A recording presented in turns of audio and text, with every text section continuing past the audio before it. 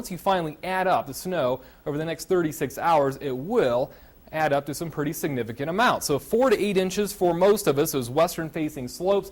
Again, a tornado warning in effect for northwestern Greenbrier County until 6:15 p.m. Eastern Daylight Time. Trout, Falling Spring, and Beartown State Park are areas that are in the line of this thunderstorm. So again, these arrows, key because it's pulling in a lot of extra moisture right off the lakes, and this is really helping to contribute to some of these higher snowfall totals. Take this, times it by 2, or in some cases 3 times as high. This is what we're dealing with on some of the country roads. And that's appropriate because the new calendar will roll over in just a couple days. I've got my tiki torches ready, Ross. Sounds good. We'll be at your house then. Okay, come on over. Bring the kids. Summersville, you need to be on the lookout immediately and back to the west. This is the strongest part of the storm. Well, welcome back. Feeling more like a taste of fall outside today. Temperatures staying in the lower 70s, 70 in Lewisburg, 73 in Beckley and in Bluefield. Not only is it feeling a little bit more like fall, but it's beginning to look a little bit more like it, especially for those higher elevations. Here is your expected times for the most vibrant fall colors this season. September 25th to the 30th for elevations primarily above 4,000 feet, and early October for elevations above 3,000 feet. For the rest of us, we're going to have to wait until the middle to late October, but it'll be here before you know it. 71, the current temperature at the Beckley Airport, a southeast wind at 7 miles per hour. Really the stat we're looking at right now. That wind direction will be critical as bringing in extra moisture from the Atlantic Ocean, eventually the Gulf of Mexico. You can see some of those low-hanging clouds today across the east. This is an evident of some of that moisture that's trying to come back into the area. Also, notice the clouds and some precipitation back to the west. A weak warm front will then cross the area tomorrow.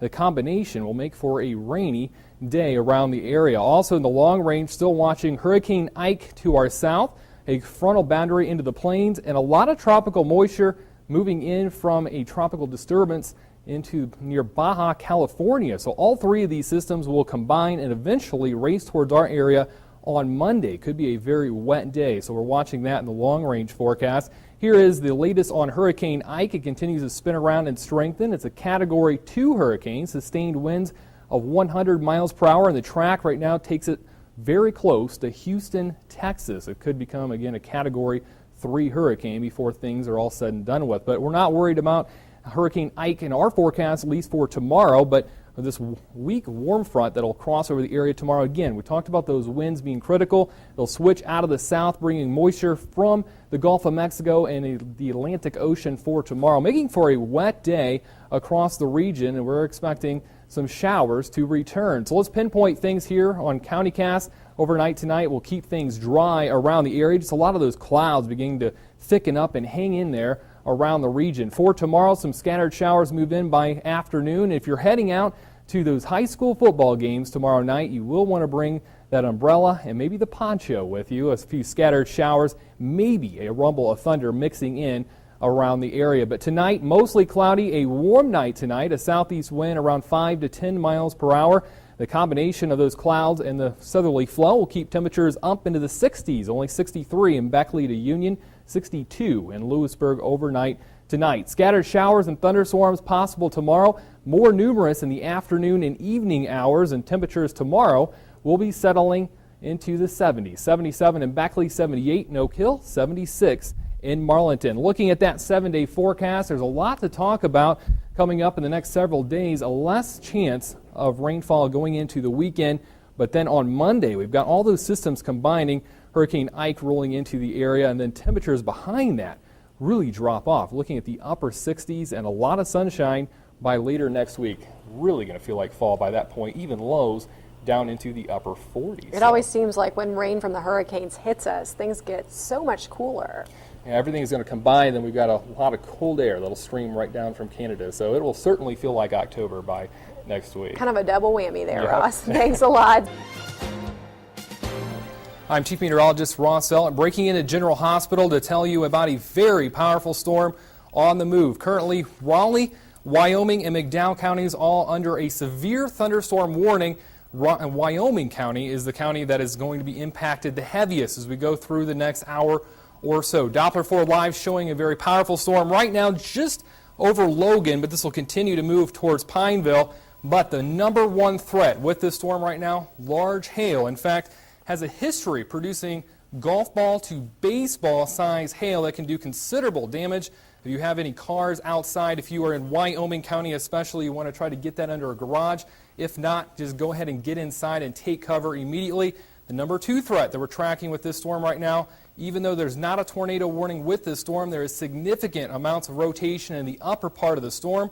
Continue to track that very closely as it moves again to the southeast, and it'll be about 39 miles per hour is how fast it's tracking. So Bailey Lake at about 3:40 p.m., Oceana 3:50 p.m. It'll be over top of you, and Pineville by 4 p.m. So you still have a few minutes to prepare for the storm, but it is on the move and is showing signs of strengthening at this hour. Doppler radar zooming in. Here's Mullins, Pineville. The storm's still back off to the west, but it is again tracking about 40 miles per hour to the southeast and will be right through the heart of Wyoming counties. Also, we talked about Raleigh County is under a warning as well. It's just for the extreme southern part of that county, McDowell County for the extreme northern part of it. So Wyoming County will be the hardest hit storm with this severe thunderstorm warning that we're talking about. Expanding the view a little bit, we're still looking at some showers and storms, but this is the most powerful storm near us right now. We'll continue to watch. Again, over the last 6 hours, there's still been considerable amounts of showers and thunderstorms, and that's the reason we're under a severe thunderstorm watch tonight till 5 p.m. As that front begins to cross the area, our chances for severe weather later on tonight will begin to go down. But just again, to go back to what we were talking about, a severe thunderstorm warning for Raleigh, Wyoming, McDowell counties. The areas that need to be really concerned is Wyoming County, as that storm will be right over Bailey Lake by 3:40 p.m., Oceana by 3:50 p.m., and Pineville by 4 p.m. There's a possibility of golf ball to baseball size hail with this thunderstorm, and there's significant amounts of rotation in the upper levels of this storm right now. There's no official tornado warning at this hour, but again, we're continuing to monitor things very closely. If you're in the path of this storm, take cover immediately. Get to an interior room within your house or a basement if you do have one. We'll continue to keep you updated here at WOAY, and for now, we'll send you back to General Hospital. 10 days before the accident, we had 40-some inches of snow, and 10 days later, they were calling from 12 to 18 inches the night of the accident. Eddie Tucker is referring to the infamous Kroger's collapse that occurred early in the morning hours on February 6, 1998.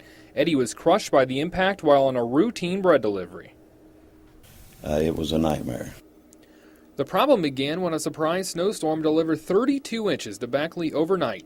Then more heavy rain and snow brought a 10-day total of 57 inches of snow with a 5-inch liquid equivalent. This combination placed 26 pounds of weight on every square foot. Take this and multiply it by 60,000 square feet, and you end up with a hefty 1,560,000 pounds, or 780 tons, of snow on top of the Kroger's roof along Harper Road in Beckley. The weight was too much, and the roof came crashing down. I remember going, and finally, when I could get enough breath, I just said, Jesus, Jesus, Jesus. And when I said that, the emergency backup lights kicked on. Eddie was in shock. He had a gash in his back and a leg broken in 4 places, but he said God and his family provided the will to survive. I was thinking I was going to die. I had no idea what had happened, and I thought survivor instinct kicked in, and I thought the only hope I have is to crawl out of here. After 30 minutes of zigzagging through the maze of debris, he was rescued, but physically, it would take 2 years to recover, and emotionally, it would take even longer. Mentally, every time it snows, I still remember. A decade later, Eddie still buys groceries at the newly built Kroger's just feet away from where he fell victim. In fact, I have friends that still work there, and when I go in, immediately, if there's someone there, they say, "This is the guy that was in the Kroger's when it fell." And a lot of people say, "Oh, I remember that," and they want to hear the story all over again, The Kroger collapse was a traumatic and unfortunate event, yet Eddie still found a positive outlook. God, it gave me a greater appreciation of life. Sometimes we take life for granted, but it can be gone in a moment's time.